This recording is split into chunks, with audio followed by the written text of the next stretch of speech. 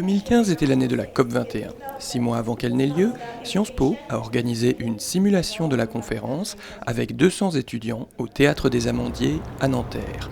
Une négociation couronnée de succès et le point d'orgue de l'initiative Make It Work, qui comportait aussi de nombreuses rencontres sur le sujet du climat, du chef d'État équatorien Rafael Correa à l'ex-vice-président américain Al Gore, en passant par le prix Nobel d'économie Jean Tirole et l'ancien gouverneur de Californie Arnold Schwarzenegger. We have to wake up, everybody.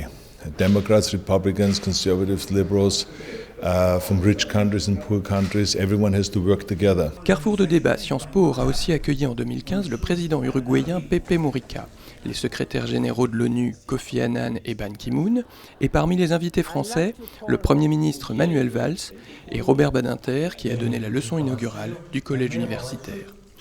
Le collège universitaire a poursuivi son développement. Le campus de Reims a accueilli pour la première fois à la rentrée le programme Europe-Afrique. Moi je fais portugais, il y en a qui font swahili ou arabe. Après on a des cours d'histoire africaine, donc c'est quelque chose qui est très peu enseigné en France. Je suis intéressée dans le domaine du journalisme, mais surtout dans la défense des droits de la femme, donc vers l'Afrique et le Moyen-Orient. Le second cycle s'est développé aussi avec l'ouverture de 2 nouvelles écoles, l'école urbaine et l'école d'affaires publiques. Pour se renseigner sur toutes ces formations, la première journée porte ouverte online en décembre a reçu la visite de 17 000 internautes en une semaine. Le rayonnement de la recherche a été multiple, distinction, financement, publication, recrutement.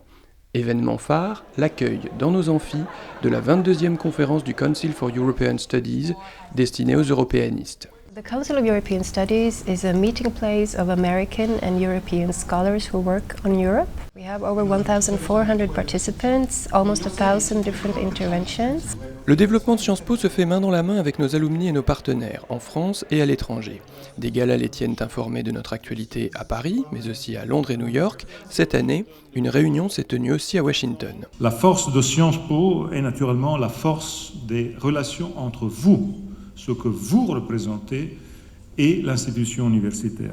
Mai 2015 est évidemment une terrible année pour la France. Georges Wolinski, ici lors des 10 ans de l'école de journalisme, a été assassiné avec Cabu, Charb et l'équipe de Charlie Hebdo le 7 janvier.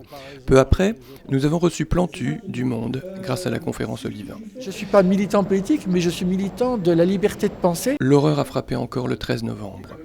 Recueillement à Sciences Po et pistes de réflexion données par nos chercheurs. En plus des millions qu'on dépense en Irak et en Syrie dans la guerre, on aurait intérêt aussi à investir dans l'économie tunisienne pour permettre à cette expérience de se maintenir et de rayonner, in fine, à l'échelle régionale, parce que là encore, toute une partie de la solution est à chercher là-bas. L'année s'est achevée sur la visite du quartet du dialogue national tunisien, prix Nobel de la paix, invité Amphi Boutmi par le barreau de Paris. Vous êtes, Madame, Messieurs, l'incarnation du combat de la société civile tunisienne pour les libertés, contre l'extrémisme. Vous êtes le symbole le plus éclatant des valeurs que nous cherchons toutes et tous ici à défendre. Et à l'heure où une sanglante barbarie se déchaîne contre nos deux pays, je sais que nous serons ensemble pour défendre les valeurs démocratiques, pour défendre notre civilisation commune.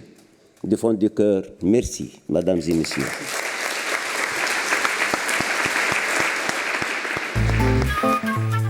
Sciences Po.